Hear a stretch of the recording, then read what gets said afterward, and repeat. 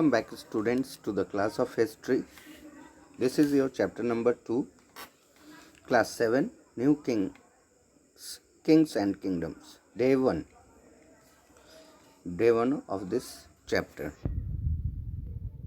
So before reading this chapter, first we will understand the mind map of the chapter, that what are the things we are going to read in this chapter and what are the things we must be knowing after the end of this chapter.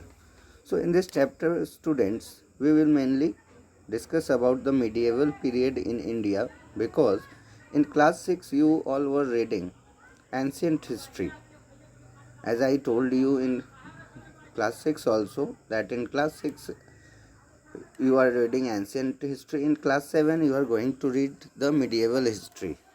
So what is medieval history, that we will clear up in the further in the class.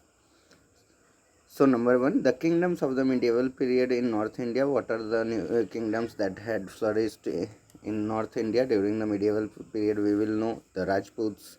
These are the names of the famous kingdoms, big kingdoms or the dynasties during the medieval period. The Rajputs, the Rashtrakutas, the Chahmanas or Chauhans. Chahmanas are also known as Chauhans. The Gujar Pratiharas, the Chalukyas and Parmars. These are the small kingdoms.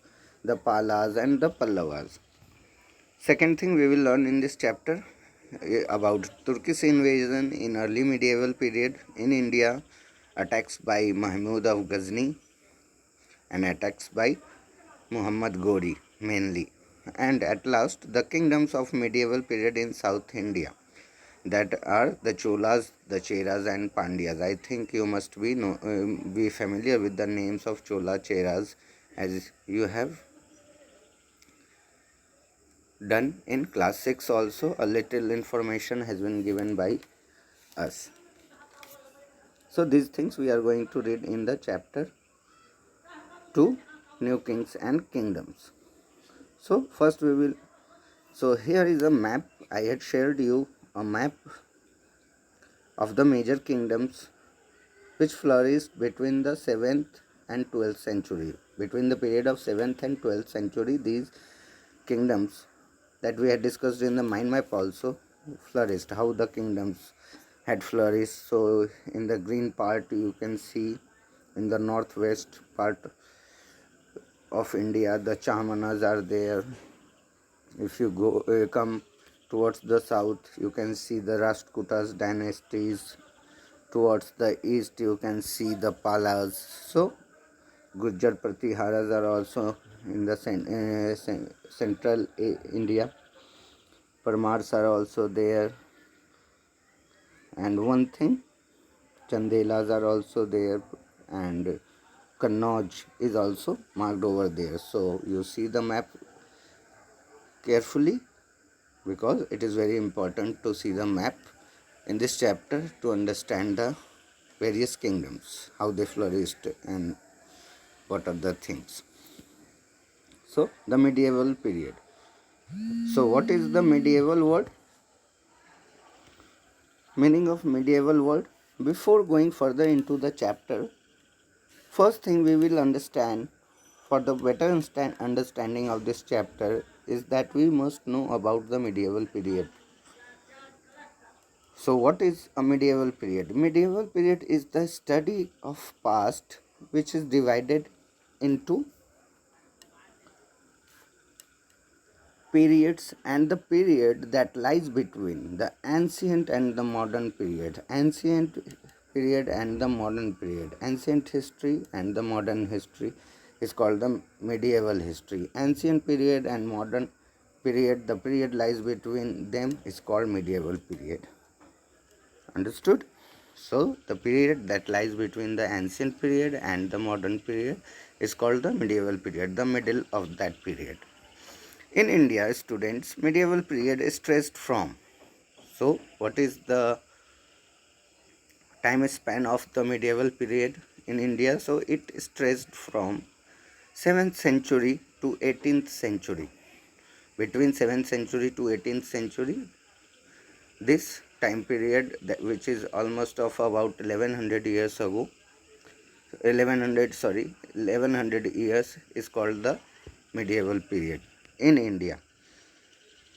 The medieval period can be classified. So we are now knowing about the medieval period. Now the medieval period can be classified into or divided into two sub branches, that are early medieval period and late medieval period, as you can see in the slide.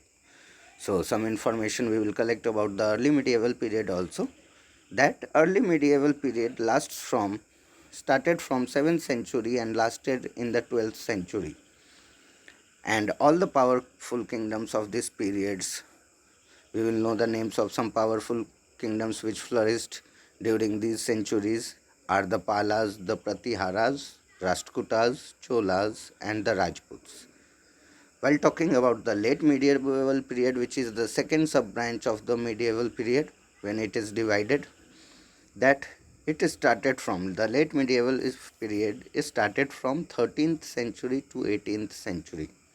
So we had divided the medieval period into two parts: the early medieval starting from 7th to 12th century, the late medieval period is starting from 13th to 18th century. And during the late medieval period, the invasions of Turk, Afghans and Mughals happened in India. So this was the part of the medieval period. Now we will learn about the kingdoms of the medieval period in India. Which kingdoms flourished during this period, especially in the early medieval periods, and what is their administration setup. All these things we will. Who all are the powerful kings? What are their contributions in art, literature, and culture? All these things we will read one by one. So predominantly means from the very beginning, the three kingdoms that we had discussed in the map also, the three kingdoms were very popular during the early medieval period. They were the Rashtrakutas, the Gujar Pratiharas, and thirdly the Palas. These are the three main dynasties or kingdoms that ruled between 8th century, or you can call 7th century to 13th century. And one main incident or one main event happened during this early medieval period when the Rashtrakutas, Gujar Pratiharas and the Palas were ruling in India, that these are the three dynasties which want a complete control over the important city, over an important place in North India called Kannauj. At present it is in Uttar Pradesh. So first we will collect some information about Kannauj, that why they are very eager, why all the three kingdoms, why all the kings of all the three dynasties are very eager to get control or win control over a place called Kannauj. So Kannauj in this period, during 8th through mainly during 8th to 13th century, was considered to be the most important place or most important city of North India, for which there was a continuous struggle among them. There was a continuous struggle among these three dynasties, the name which I had mentioned earlier, the Rashtrakutas, Gujar Pratiharas and the Palas. And the continuous struggle between these three dynasties to win control over Kannauj, it is a long struggle. It lasted for over 2 centuries, almost 200 years, and weakened all the dynasties. Because students, if a kingdom fights a war with another kingdom, it involves a lot of expenditure on army, on soldiers, on their maintenance, food, salaries, everything it is seen. And if the kingdoms are in continuous struggle with each other for over 2 centuries, you must easily imagine what will be the financial condition of all those kingdoms. That's why it weakened all the three dynasties. And the continuous struggle between these three kingdoms means basically the Rashtrakutas, Gujar Pratiharas and the Palas is called as tripartite struggle. It is very important according to this chapter. Very often questions comes, what is tripartite struggle? So in simple term, if we want to understand what is tripartite struggle, the simple meaning of this is the struggle between the three parties. The struggle between the three parties is called tripartite struggle. Tripartite. Tri means three, partite means party. The struggle between three parties, is called tripartite struggle, and the three parties are the three dynasties. And the struggle between the three dynasties, Rashtrakutas, Gujar Pratiharas and Palas, for taking control over Kannauj came to be known as tripartite struggle. So students, I hope you must have understood the tripartite concept also very well. And up till here, each and every concept or each and everything is clear to you all. So we are proceeding further. It is the continuation of the last topic which we are talking about, the mainly three dynasties. So Kannauj, we were talking about Kannauj, right? Yes. So Kannauj was an important center. Now we are knowing that all the three dynasties were in continuous struggle to win control over Kannauj. That means Kannauj was a very important place, very important center, but important in terms of what? That we are not knowing. So we will find the answer to that also, that Kannauj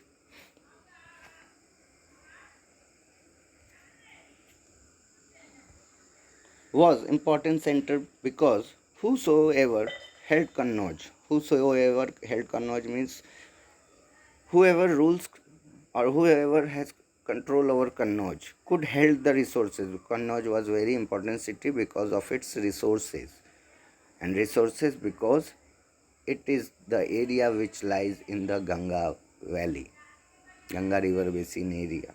And you know very well, in class 6 also you have understood that the river valley areas are very rich in resources like minerals. So Kannauj was also rich in resources, like many minerals are found over there. Agriculture, good agriculture system or pattern was there for raising good crops. So agriculture flourished due to the fertile plains in the Ganga Valley region, and it is also one of the important center for trade because of the river present over there. Through waterways, all the trading activities happen. Beyond Pratiharas, so Pratiharas are also one of the kingdom during the early medieval period.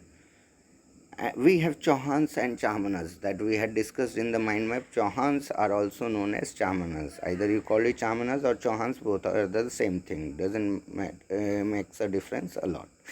Mainly in the areas. So Pratiharas and Chauhans or Chamanas are also ruling in the areas of Delhi and North Rajasthan at that time. These are the different kingdoms apart from three we had discussed. Many smaller kingdoms also existed at that time, and the smaller kingdoms which existed during the early medieval period were Parmars, Chandelas and parts of Chalukyan kingdoms. Chalukyan dynasty, a big dynasty. So some parts of Chalukyan kingdoms are also a part of the smaller kingdoms at that time. At which time? In early medieval period, between 7th to 12th century or 8th to 13th century. Because in different books, different dates are mentioned. So in the early medieval period, the kings used to acknowledge. Now some information about that, how was the life, how was the system during the early medieval periods in those kingdoms, that the kings of those kingdoms used to acknowledge, used to call the big landowners The big landowners, the owner, the person who owns big plots of land, zamindar, like zamindars, or warrior chiefs. Warrior chiefs. So the kings acknowledge the big landowners at that time, or the warrior chiefs, who is the head of the army, as samants. So they were called as samants during the early medieval period, who slowly and gradually strengthened their power because of a particular area. The administration of a particular area or the tax collection responsibilities of a particular area is that of big landowners and warrior chiefs at that time. So they play an important role in the society. So kings used to acknowledge them or call them as samants. But these samants slowly and gradually had taken the advantages of their powers, which were really enjoyed by them at the time of medieval period, and slowly and gradually they strengthened their position and they strengthened their power, position, financial condition, and plus power, and they declared themselves, because used to call them samans, but they declared themselves as to be called as mahasamans, means head of all the samans, or at that time Mahamandaleshwar. The meaning of Mahamandaleshwar is great lord of the circle. Mahamandaleshwar or Mahasamant, great lord of the circle, means lord of that area, king of that area. So students, this was the part 1 of history, chapter number 2, New Kings and Kingdoms, class 7. Keep on watching my video for the second lecture of the same chapter. Thank you so much.